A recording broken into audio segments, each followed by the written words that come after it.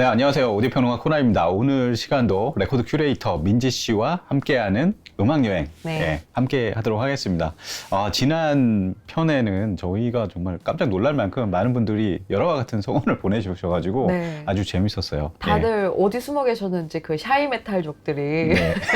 너무너무 반가웠고요. 저희가 2편을 준비할 수 있게 됐습니다. 네. 그것도 M9으로. 네, 시스템을 완전히 업그레이드 했습니다. 네, 오늘 우퍼와 트위터를 다 날려버릴 생각이고요. 네. 일단 저희가 오늘 청음을 할 시스템을 한번 소개 부탁드릴게요.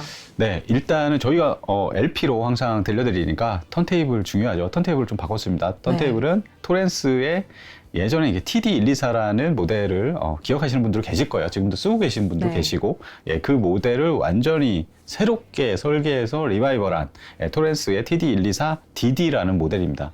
이게 보기와 달리 다이렉트 드라이브 방식이에요. 네. 그래서 DD라는 이름이 뒤에 이렇게 붙고요. 여기에 카트리지는 오토폰의 SPU 실버마이스터. 네. 네. 실버마이스터로 메탈을 새로운 올리게 될 시도죠. 거라고 생각을 못해서 굉장히 기대가 됩니다.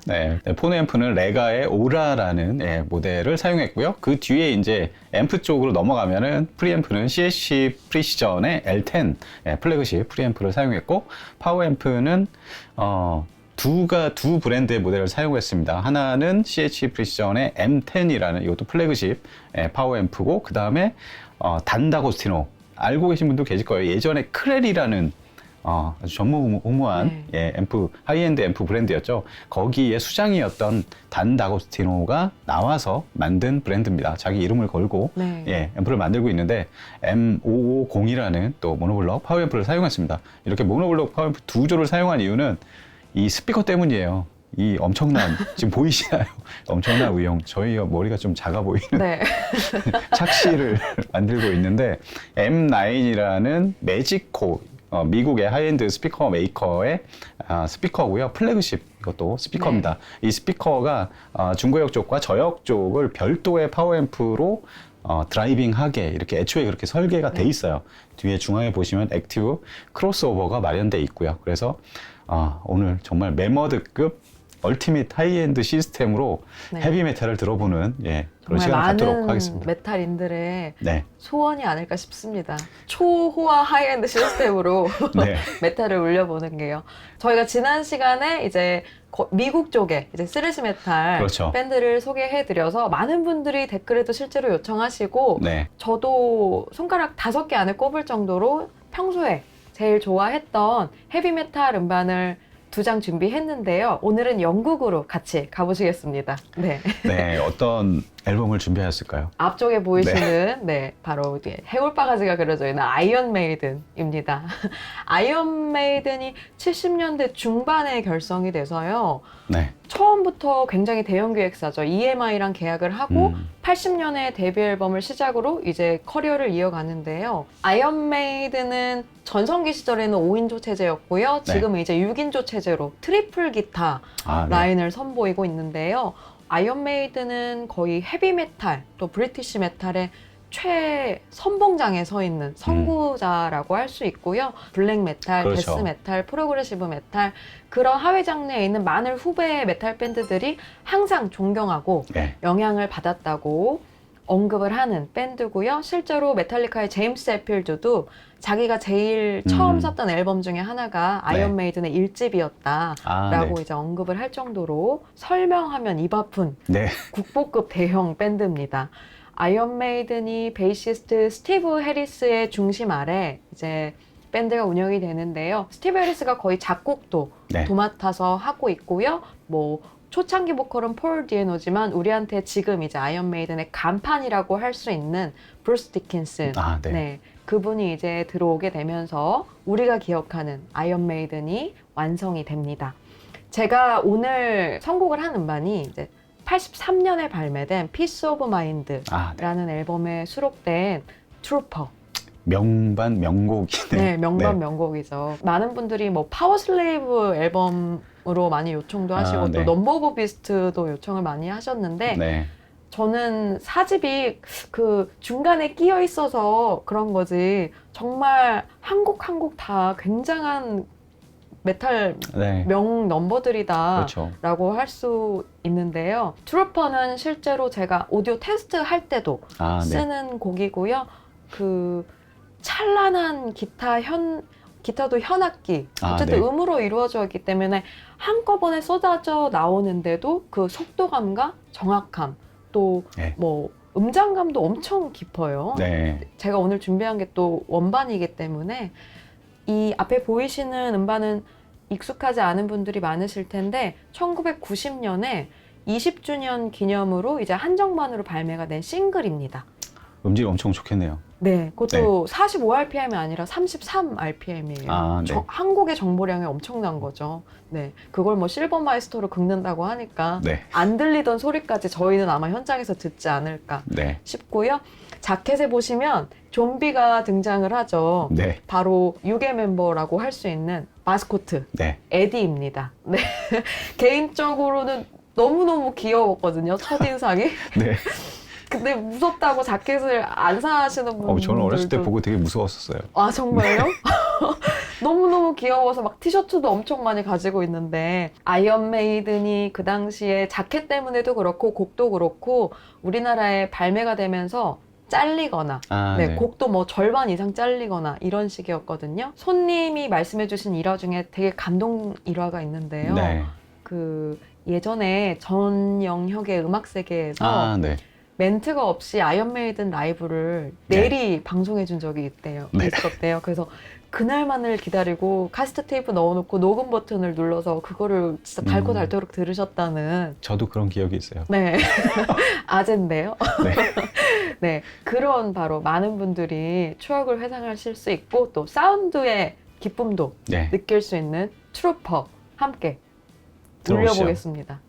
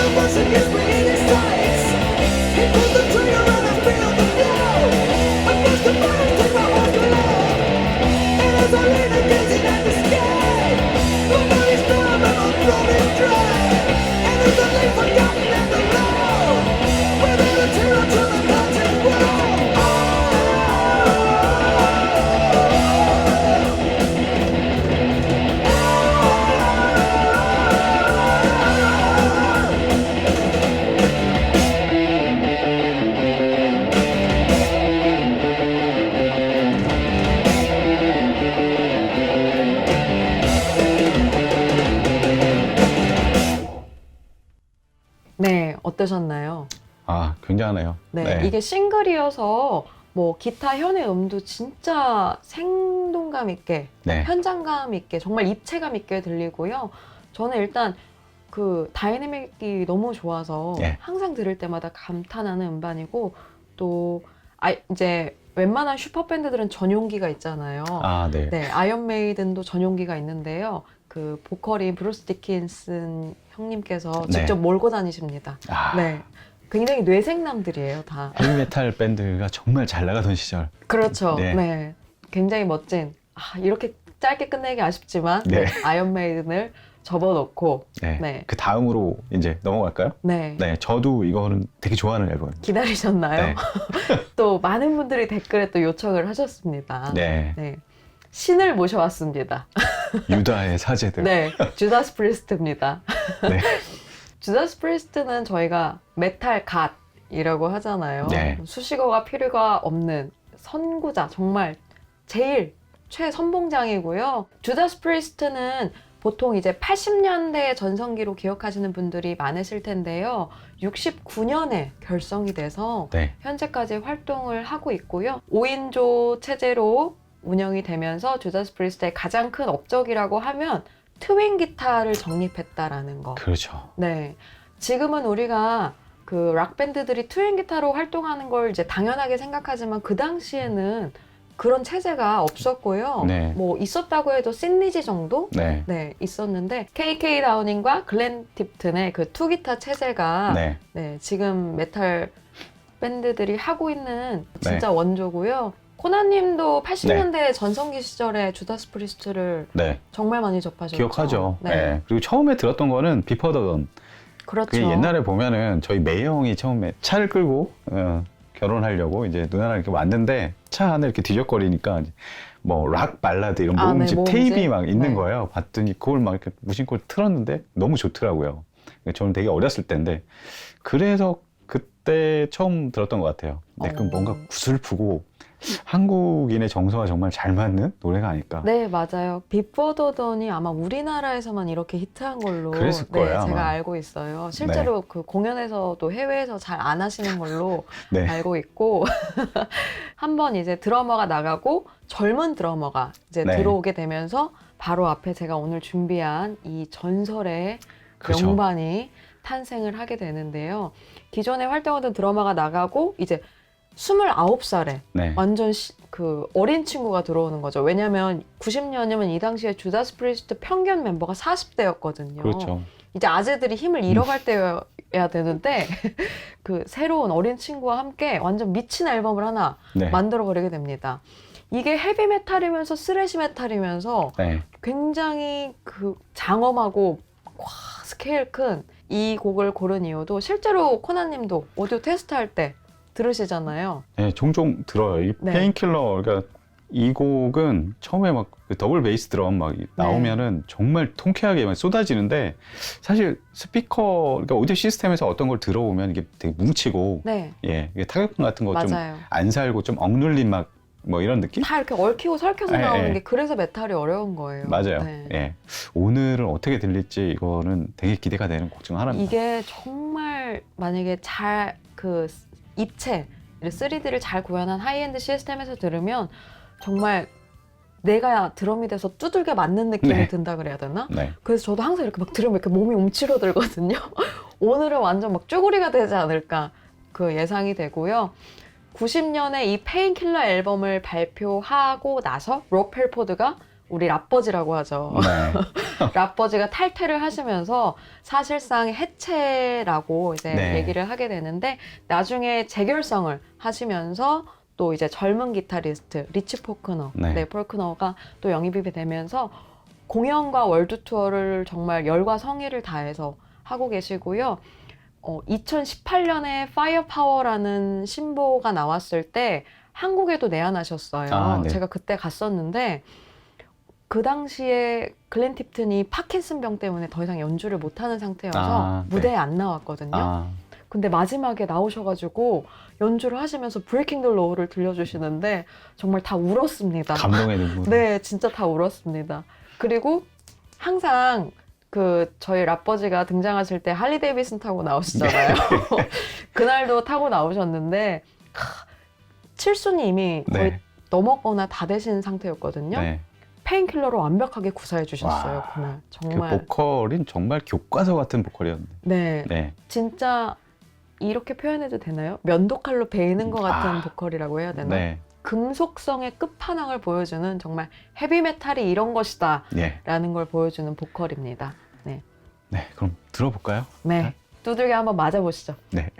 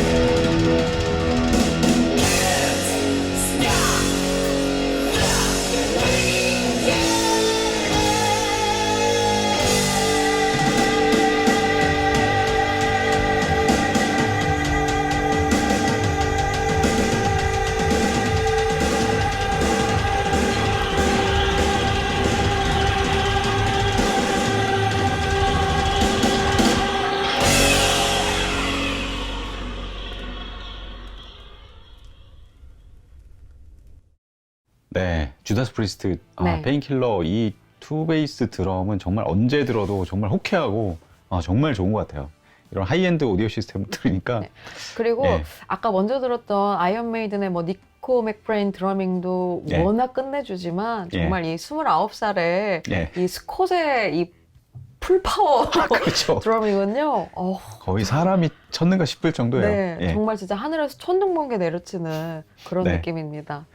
네. 그러면 이제 제가 먼저 영국의 밴드를 두 팀을 소개해드렸어요. 오늘은 네. 코나님께서 네. 두 팀을 소개해 주실 텐데요. 네. 벌써부터 무시무시한 자켓을 들고 오셔서 저는 약간 좀 더 빡센 네, 아우, 앨범으로 거의- 준비를 네. 했습니다. 저는 네. 1편에서 소개 못해서 좀 아쉬웠던 거, 네. 그거를 좀 LP 2개를 네. 가져왔습니다. 첫 번째는 보시다시피 판테라의 네. 앨범입니다. 댓글로 많은 분들이 또 언급을 해주셨어요. 그렇기도- 판테라가 없으면 안 된다. 그렇죠. 네. 예, 저는 판테라를 처음 알게 됐던 게 1991년도에 그 당시에 소비에트 연합 소련 붕괴 직전에 소련에서 이제 몬스터즈 오브 록 네. 그 페스티벌을 한 적이 있어요. 그게 어마어마한 그 관중들이 막 네. 모여 들었던. 맞아요. 그 예, 영상 보면 진짜 막 예. 이러다 땅이 무너지는 게 아닌가 할 정도로. 자주 가던 레코드 샵에서 그 당시에 그 네. 영상을 비디오 테이프에 복사해 네네. 줬었어요. 그걸 보면서 정말 보면서 정말 좀 충격을 먹었었어요. 뭐 이런 음악을 하는 친구들도 있구나. 그 당시에 무대에 섰던 밴드들이 뭐 AC/DC, 네. 블랙크로우즈, 뭐 메탈리카도 나왔었고, 예, 전설적인 영상. 예, 판테라가 그 당시에 헤드라이너로 섰던 것 같아요. 네. 근데 정말 필립 안젤모의 머리 빡빡 깎고 네. 우통 다 까고 막 노래하는 막 이게 정말 인상에 많이 남았었고, 그 당시 카우보이스 프롬 헬 그 곡을 듣고 정말 대단하다. 나중에 더 대성을 하겠구나. 약간 그럼요. 그런 생각을 했었어요. 판테라가 데뷔가 상당히 일러요. 80년대였어요. 네. 81년에 아마 결성이 된 네. 걸로 알고 있고 데뷔가 83년인가 그렇거든요. 네. 생각보다 빨리 시작된 거예요. 그렇죠. 네. 보컬도 원래 필립 안젤모 아니었고 네. 다른 사람들이었고, 근데 필립 안젤모가 들어오면서 팀이 굉장히 뭔가 완성이 네. 된 것 같은 느낌이에요. 그 91년도에 그 락 페스티벌 그 영상이 있었고, 그 다음에 접한 게 1992년에 나온 게 바로 이 앨범. 앨범. 네. 이 당시가 1990년대 초반에 보면은 메탈리카의 5집이 91년도에 나왔었고, 네, 그리고 예. 지난번에 소개해드렸던 뭐 메가데스 앨범도 그렇죠. 92년에 예. 발매가 됐어요. 스래시 메틀이 아직 어느 정도 융성했었지만 메탈리카는 약간 스래시 메탈에서 조금 벗어난 네, 그런 맞아요. 상황이었고, 그리고 또 미국 쪽에서 한편에서는 얼터네티브 록이 네. 이제 득세를 하기 뽑히기 시작합니다. 시작하던 그런 상황에서 판테라가 어떤 헤이메탈에 되게 좀 그 씬에 뭐 리프레시 좀 네. 시켜주는 그런 음악이었어요. 엄청 막 그루브 메탈이라고도 하고 막 그랬었잖아요. 파워 메탈. 네, 그루브 파워 메탈이라고 하죠. 네. 그래서 정말 재밌게 들었던 네. 기억이 있습니다. 제가 선곡이 예상이 되지만 많은 분들이 Cowboy From Hell이랑 더불어서 네. 가장 사랑하는 네. 곡이 아니실까 싶은데요. 워크. 네, 네. 워크 준비하셨죠? 네. 그러면은 오늘 선곡한 곡 한번 들어보시겠습니다. 네. 예.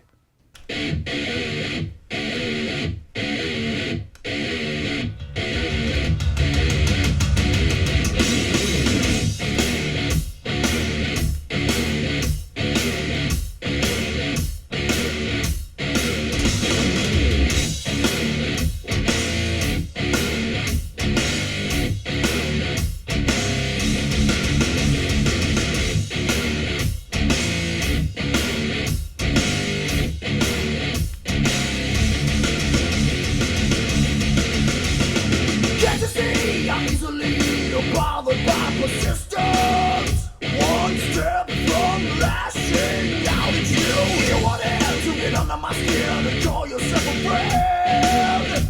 I've got more friends like you. What do I do? Is there no standing by? What it takes, who I am, where I've been belong. You can't be something you're not. Be yourself, by yourself, stay away from me.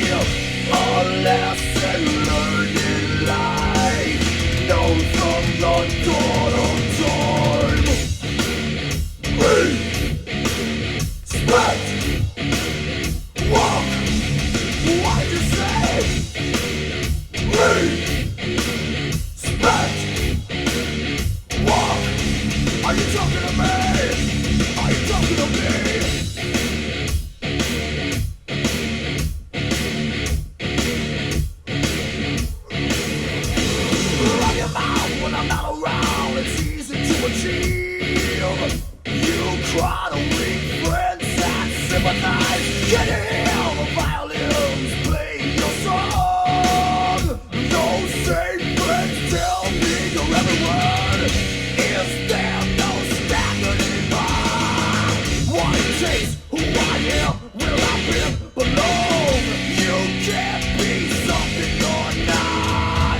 Be yourself, by yourself, stay away from me. A lesson learned in life, known from the dawn of time. Respect, walk, what do you say?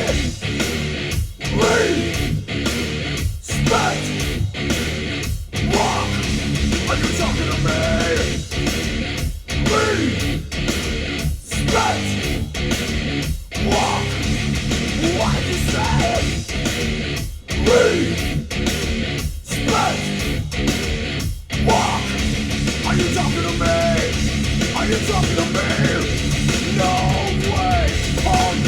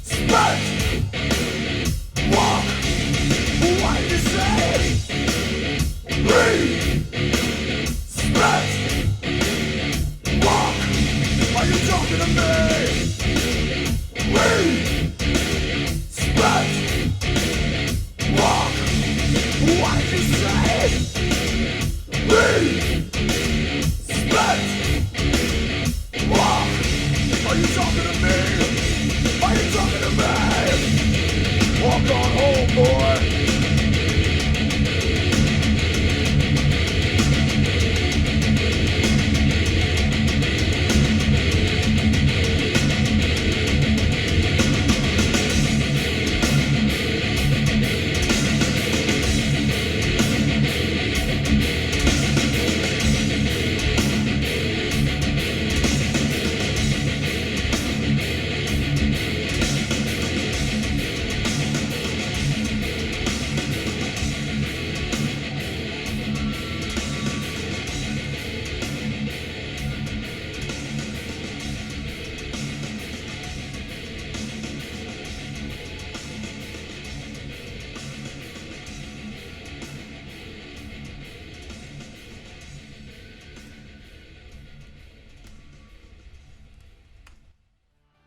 네.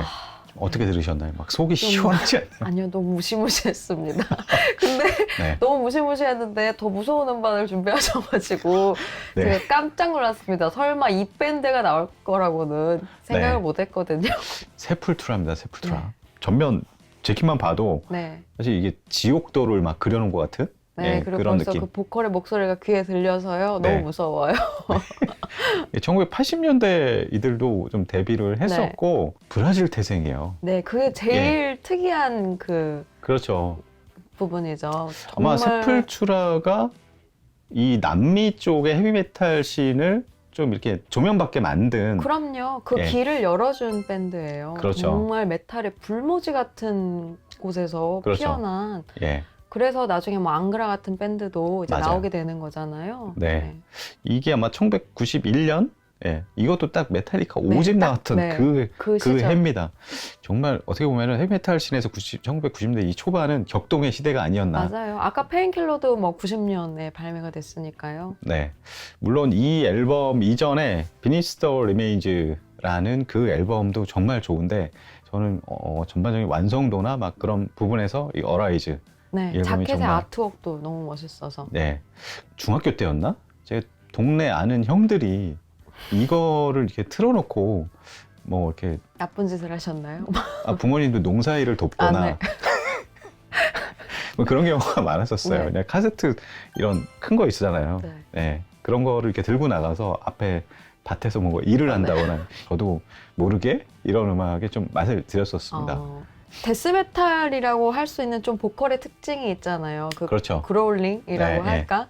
그런 사운드들이 일단은 어떻게 나올까 저는 지금 되게 궁금하고요. 예. 사실 헤비메탈이나 이제 뭐 데스메탈 뭐 이런 쪽으로 가면은 사실 음역도 좁고 네. 사실 다이내믹 레인지도 아주 좁습니다. 네. 사실은 이렇게 소리가 막 크게 나오고 막 이러니까 뭐 다이내믹 레인지가 넓을 것 같지만 사실은 안 그렇거든요. 근데 그 좁은 다이내믹 레인지에서 얼마나 이게 막 펀치력이라든가 이 속도감 특히 네. 예. 소리가 얼마나 이렇게 잘 분절돼 가지고 다 들려야 되거든요, 사실. 그런 것들이 얼마나 잘 표현되는지 네. 한번 들어보면 재밌을 것 같습니다. 예. 또 무서워요. 들어보시죠.